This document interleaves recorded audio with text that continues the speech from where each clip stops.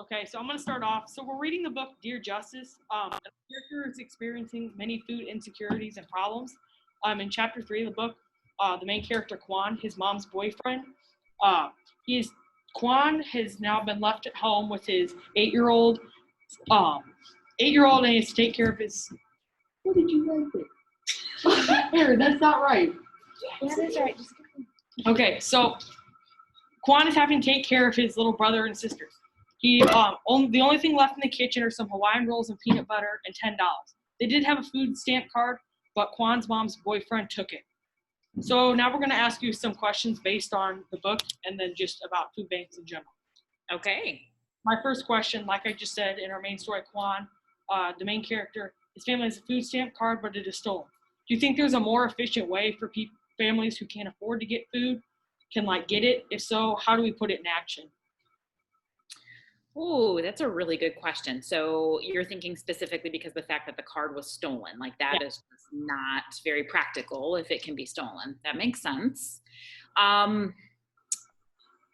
think there's many different ways for people to get food nowadays.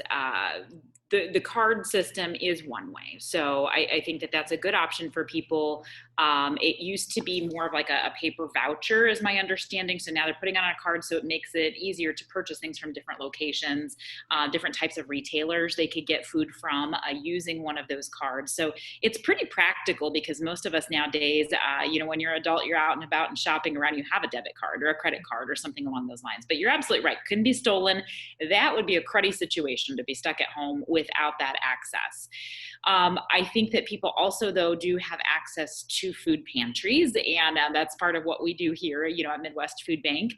So there is other access, but making sure that people know how to get food, I think, is the big problem. So knowing that you have a card to be able to use for the SNAP Food Benefits Program is one way, but knowing where your closest pantries are, knowing what kind of resources you have in your area is something that a lot of people just don't know. And some of us will find ourselves in need of food at very random times. We might not always be living in a situation where we need food all the time and help with food all the time. But what happens if you suddenly lost your job or you suddenly lost having parents to take care of you that could help to buy that food? How do we figure out how to find food? So that, I think, is one of the biggest things that we could be doing better in our society today. What are our resources and how do we find those out? I'll just tell you real quick, there is a number that people can call. It's just 211 from any phone, a landline phone, a cell phone, anything. It should work from all different cell phone providers. That is a hotline for the United Way. It's something called PATH, P-A-T-H, and they will help to connect people with the resources that you need. And if you're in need of food, you can call them. If you're in need of help with your electric bill, you can call them and see what kind of resources there are that are available. So making sure people know that there is a phone number to call to find those resources, I think, is super important. A lot of people don't know that. Okay, sounds good. And then my second question is, how do you guys get so many donations for the food bank and the food pantry? Just feel like you guys get a good amount of food and it's nice that you can help everyone, but you just kind of wonder how you get, I wonder how you get all the donations. Sure. So has anybody been to our warehouse before? Okay. So it looks like a giant Sam's Club. Ever been to Sam's Club? Tons of huge racks, tons of huge pallets full of food everywhere. The bulk of our food comes from large manufacturers or from food suppliers. So I'll give you an example. Kellogg's, for example, has multiple processing facilities here in Illinois. They make things like crackers, granola bars, cereals, a lot of things that have grains in them. So they oftentimes, and companies like them, might produce one kind of cereal at a time, for example. They set up their whole factory with the right machines and the right equipment. Let's say Fruit Loops is what they're going to make today. They're going to set up those machines that make them all with the right shapes, the right colors, the right, taste, all of that all at once. And they'll produce a whole bunch of Fruit Loops at one time. They'll just have to guess at how much supply and demand is going to be needed over this next year or 6 months or however long their manufacturing cycle goes before they go and make Fruit Loops again. So they'll stock up on it. They'll make a whole bunch at once. Well, oftentimes they'll end up with extra at the end of that cycle, and they need to offload it to somebody before it goes bad, or it might be coming up really close on its sell by date, and so they can't give it to grocery stores to sell. So we'll take that off their hands. We don't believe that the food is expired. It just might be past its peak freshness. So they'll send us their extras, which is awesome for them because they get a tax write-off for doing that, for donating that food. We get to secure that food and give it to people in need. And then we also have volunteer help to be able to process that food. They'll send it in a great big humongous container that's like 1,000 pounds of Fruit Loops at once. We have volunteers that scoop it, that put it into smaller bags and into smaller boxes, so we can give that to food pantries so they can give it to people in need. So we serve 500 food pantries here. We collect all that food to be able to give to the food pantries, but that's usually where our food comes from. I'll tell you real quickly about 2 other sources of food that we have. One is that we take our smaller trucks around town 6 days a week, and we go to Hy-Vee, we go to Kroger, we go to Jewel Osco, we go to all these different grocery stores, and we pick up their extras. So when they get a new load of produce in, or a new load of dairy in, they might still have some on the shelves from the last time. They're going to clean that out. And oftentimes grocery stores will throw it away. They don't know what else to do with it. We'll come around, we collect it from them every single day. We bring it right back to our warehouse. We sort it, we get it into crates, and we distribute it to the food pantry. So that's another way. And then last but not least, one other way that I think is super fascinating is abandoned food, we call it. So I'll give you an example. Last summer, we got a whole load of cucumbers in, like an 18-wheeler truck full of beautiful cucumbers. Those cucumbers came from a farm in Florida. They were paid for, they were contracted by a juicing company all the way up in Chicago. When that juicing company received those cucumbers, they opened up the back doors of the truck, they took one look at it, and they thought, there's no way we're going to use these. Some of the cucumbers still had itty-bitty stems left on them, and apparently that clogs their juicing machine. So they told the truck driver to take that entire load of cucumbers to the landfill. Luckily, that truck driver knows better. He's like, no way, these are fresh, beautiful cucumbers. I'm not wasting them. And he knew that we existed. And so he called us and asked us if we wanted the load. And of course, we'll take it. We'll be able to serve it to people in need. So abandoned food is another way that we get food. And then community food drives. I didn't mention that, but we have people that bring in donations all the time of different foods, and we'll always accept that. Thank you for that. I'm going to hand it off to Ellie. She's got 2 more questions, and just thanks for answering those questions. Okay, so basically one of my questions was like, how do you is there a limit to how much food people can take?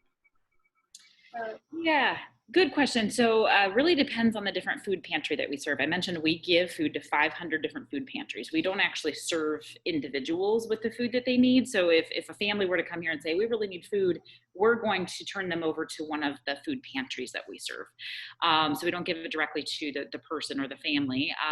Those food pantries can kind of make up their own rules with that. And oftentimes they do have some limits. They're usually very reasonable, what a typical family would use in a week or maybe a month. Maybe they only have distribution once a month, so they let a family take, as much as they need that month. Sometimes they'll divide up the products based on how many families or how many households they serve. So if they got 40 hams in this month, if we were able to give them some hams, for example, they might divide that up across all the families that they serve and say you can only have one because we need to be able to feed everybody. So it really depends on the individual pantry. And I'll tell you though that if people aren't getting enough food, oftentimes they'll go and find a second pantry to get food from, and that's okay too. So different pantries do have different rules for that.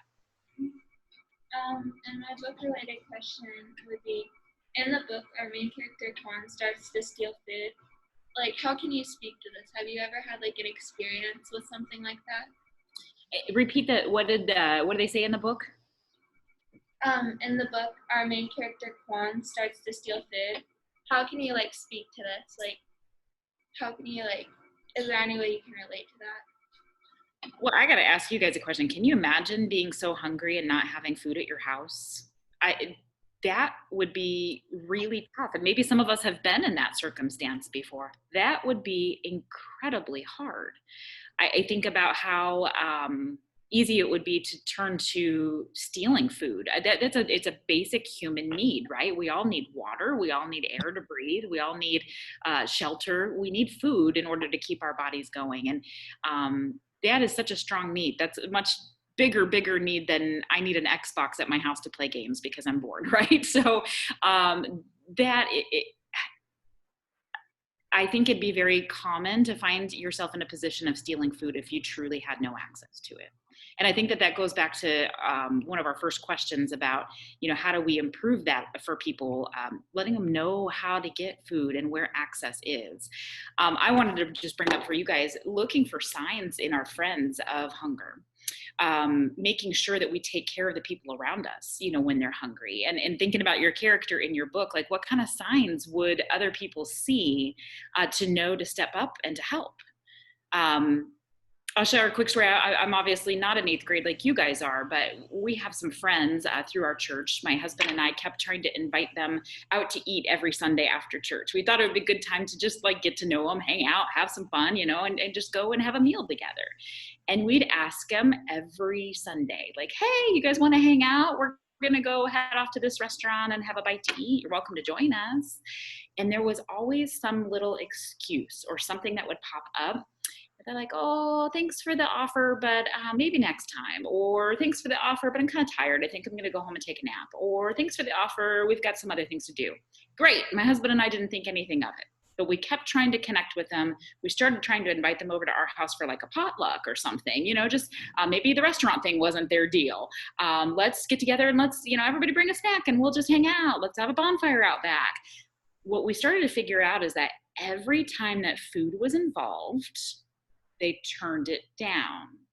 And then we started piecing it together that there truly wasn't enough funding to purchase food, whether it be eating out of the restaurant, bringing something over for a potluck, bringing a snack to share.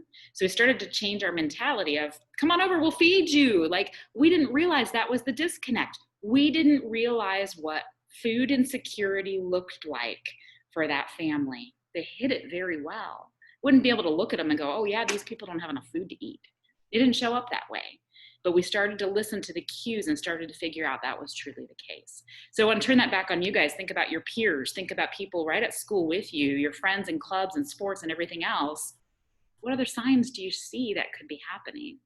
So can I ask you guys a question real quick? Like in this book, like this character, did other people recognize signs of hunger or signs of food insecurity with them? No, not really. They hide it well? Yeah. Sometimes that's one of those dignity things, right? So you don't necessarily want other people to know that you're in that predicament.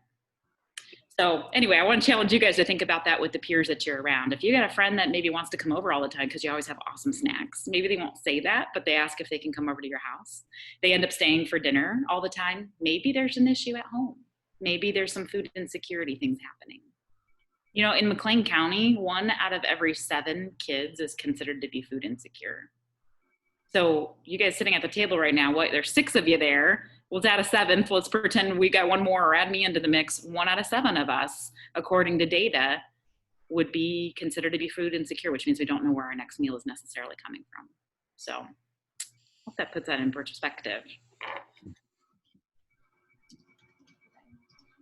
Yeah. Okay, so my book-related question. Yeah. In our book, the main character, Juan, and his family had to ration food that they had. Like they weren't eating enough. Have you ever had like any experience with your customers doing that, or just like people that you know? I'll tell you a story about one of the food distributions we do in Kentucky. We do send some of our food to some food pantries in Kentucky and Tennessee and West Virginia. Those are some really, really impoverished areas, even more than Illinois, and they really need some serious help with food. So there was a family that would come to the distribution of food in Kentucky as a dad and his teenage son. And the people that ran the pantry there that got the food from us said, we started noticing that these guys were walking for a long time to come to our pantry. We started asking them some questions. We're talking 7 miles of walking to come get food from the pantry. Can you imagine walking 7 miles? I mean, like, there's no bus, there's no horse to ride, there's nothing. So no friend to get a ride from. They were literally walking 7 miles to get there 7 miles back. And the pantry found out that father and son were surviving on a bottle of mustard for several days before the next distribution. They literally were eating mustard because that's all that was in the house. So food rationing definitely happens. Sometimes pantries only are able to distribute food once a month. This particular one was like every other week, but they would not have enough to get through to the next distribution, and they're literally eating mustard. Can't imagine. So rationing happens. I ration my kids on Oreos. Heck, I've got 3 teenagers. Like, stop eating 16 Oreos in one serving, right? We could probably do like 2 or 3. That's probably pretty good. But I think we all have to do some form of rationing to fit within our own budgets and with our own means. But it definitely happens. Okay, so my second question is just like curiosity based. Did the amount of people coming in to get food change during like COVID and the virus? Oh, yes, big time. And it still is quite a difference than before COVID started. So we did some surveys to ask the food pantries that we serve, those 500 food pantries, how has COVID affected your operations? And what we found is that they are telling us they need anywhere from 20 to 50% more food than what they needed before COVID started. So let's say a food pantry came to us and picked up 500 cases of food every month at their distribution that we have here. They're needing at least 100 to 250 cases more than what they normally would pick up. That's significant. And there are plenty of pantries that pick up way more than that, depending on their pantry size. So it's a lot more. COVID has really put a big stressor on our society economically, thinking about all the families that lost their jobs during this time and that, have been affected by health. Maybe they can't even get out to grocery shop because they're really susceptible to the virus themselves. So there's a lot of different reasons why I think the needs have increased, but it definitely has been a big difference this year. So I'll be answering or asking a question now. So one of my questions was, do you guys get any donations from like the state or the government? Good question. We usually do not. So we usually are mainly privately funded, meaning that we don't typically take government support at this location of Midwest Food Bank. Now, we do have 11 different locations in different states and different countries, and so some of those might operate a little bit differently. Our location has not had to depend on government support. We get private donations from just local folks in the community that want to support our endeavors and our mission. We get grants from private foundations that have money to give away, that kind of a thing. And sometimes even big companies help us, like State Farm. So I will add, there's one different weird thing happening right now during COVID. They're called Farmers to Family Food Boxes through the USDA, so the United States Department of Agriculture. They're doing a special program right now. They put $3 billion into this program. It was a President Trump initiative where he wanted to make sure that local farmers are able to still grow their food even through COVID. They're still able to sell their food to somebody and somebody's buying it. The processors that process the food can still stay in business and employ their people, and that food is still getting to the tables of those that need it. So long story short, we're getting these boxes right now that have produce and dairy and meat in it. And those do come from the USDA, and those are helping this whole COVID spike in need right now. So that is a government support program. Thank you. And my second question is, in our book, our main character, Quan, his mother was fired from her job for late absence. Was it? She was leave like of absence. She kept leaving and not she wouldn't come to work for a few weeks, and then she would randomly show up again. Yeah, and so I was just wondering, do you guys have a lot of employed people that come in for food, as you know? Yeah, I think that food insecurity can touch so many different demographics and different economic levels, people who are employed, people who are not employed, people who are employed but are not making enough to make ends meet for their budget. There's single parents out there that are sometimes having to work multiple jobs that are coming to the food pantries that we support that still just don't have enough money to put food on the table. So I think that shows up in many different aspects. Quick question for you guys in this family in the book. The mom is not showing up regularly to work, and there's different issues there. Do you think food insecurity is causing some of those disconnects for her? Can you imagine like waking up in the morning and being really hungry and almost feeling sick because there's not enough food, and maybe you can't go to work because you're not feeling well? Mhm. Do you think that that's part of it? I would say yeah. Yeah, I bet that happens with a lot of families. Thank you. So I'll be asking the next question, and like Ellie said earlier, when kids feel trapped or feel the need to steal, do you guys take actions to like help them mentally rather than just help them physically with food? That's a super good question. I would say that we as Midwest Food Bank don't, because we are not usually involved with the end user of the food that we distribute. So when we give the food to the food pantries, they're the ones that have that connection to the end user of the food. I will tell you though that there are a lot of pantries that don't just hand out food. They also provide other types of support, like connections for medical care, help with learning how to balance a budget. There's a pantry that we help in, let me think here, Clinton, Illinois. Super cool concept. It's called a neighborhood care center. They give out food, but they also have like 17 other opportunities or teams of people that their clients can work with. So if you've got problems with your car and it needs an oil change, they have people right there that can help do that for you for free. So the mental health part of it and helping people behaviorally, there's counselors that they offer for things like that too. So I think a lot of pantries do have that kind of support. Yep, thank you. My next question was earlier when the pantograph asked you how you got into the food bank, you said there was a disaster experience that drove you to help. What was that experience? You did your research. Nice job. Yeah, so, well, next week will be 8 years ago now. I live in Washington, Illinois, and my entire neighborhood was completely destroyed by an F4 tornado. So we went through disaster. We lost, we didn't completely lose our house. Our house was the last one, like still physically intact on our block. Everybody else's houses were completely blown away. Ours was heavily damaged. We couldn't live in it. Everything inside was pretty much destroyed. So going through disaster is cruddy. Anybody else ever been through a tornado before?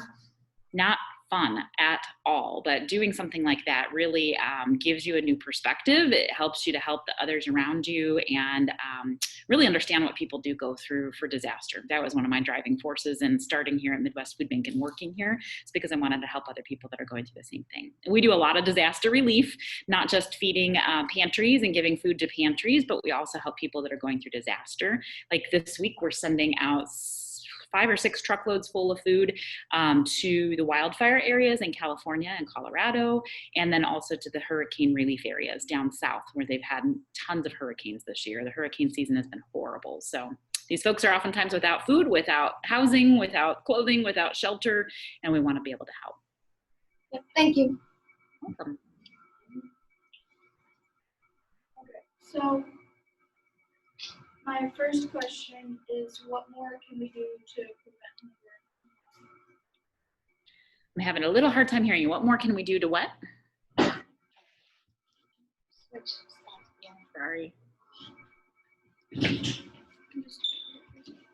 My first question is, what more can we do to prevent hunger in Illinois? Oh, yeah. Ooh, good question. That's a really big question. I mentioned before, like seeing the signs in others around us, right? And recognizing when food insecurity might be happening so that you can help.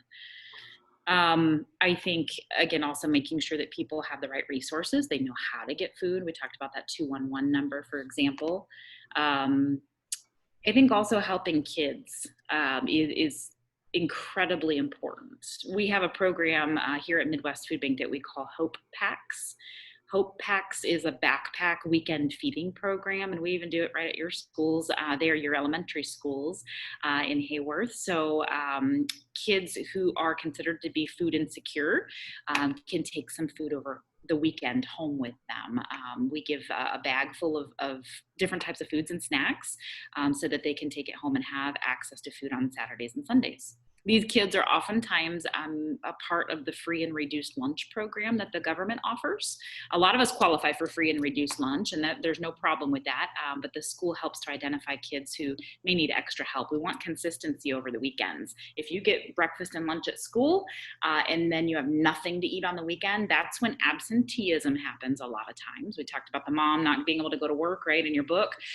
Kids oftentimes will miss school first thing in the next new week because they didn't have access to food over the weekend. They oftentimes will have higher needs for health care, and getting to the doctor can be hard if your family doesn't have enough money to make that happen. So there's this ongoing vicious cycle of poverty that happens when kids don't have access to food, and we want to make sure that kids really have good access to food. So I would say that that's really important, is to watch out for the kids in our community that are food insecure. Okay, thank you. And for my book-related question, in our book, Quan's parents are divorced. Do you find that with split families, there's more of a chance for them to need to go to the pantry? Wow. Good question. I'm not sure I've ever seen any specific data around that before, but I think personally, I would think that there would be a higher likelihood of that. If you think about living in a single parent household, one job versus two jobs contributing to the family's budget, that could be really, really tough. So I bet that the numbers are higher. I can't tell you that I've actually seen specific data around that, though. Good question. Well, thank you for your time. That's all we have to ask you. Okay. And thank you a lot. That was a really big help. Thank you, guys. Good luck with your project. It was good to talk with you all today. And please feel free to reach out if you have any other questions, okay? Sounds good. Thank you for your time. Thank you. Guys, have a good one. Bye. Bye. Thank you. Hey, Is wait, that recording? hey,